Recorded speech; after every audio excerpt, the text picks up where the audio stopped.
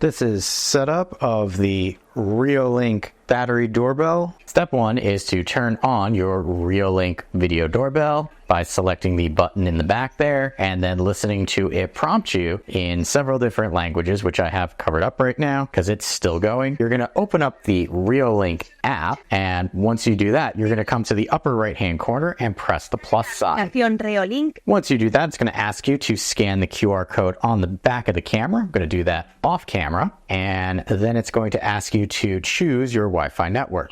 And next. So it's going to want me to scan a QR code on the phone with the camera.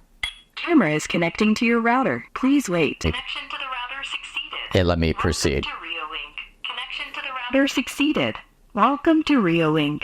All right, so we're going to turn off illegal lockout. And we have created a device level password, which is something I like about Reolink. So we're just going to let that set itself up. Reolink Battery Doorbell. I'm going to leave that name in place, and then it's giving you some information about positioning. Don't put where there's lots of movement. Don't point directly at the sun. Need a strong signal. Point away from heat source. And mirrors. Don't do mirrors. And then you can share your device, and now it's going to walk us through installation. So you've got two different ways. You can do wired or wireless. In my case, I'd be doing it without the wires, just kind of using the mounting plates. But if I select this, it's actually going to kind of walk you through the guide of how to do this. You can select skip in the upper right hand corner if you don't want to go through any of this. And then it's what type, hard or soft wall. So we'll say hard. Okay. Do I have a wireless chime? No. They recommend using it. Got it. Skip for now. And then finish. And then it wants us, especially since we don't have the chime, to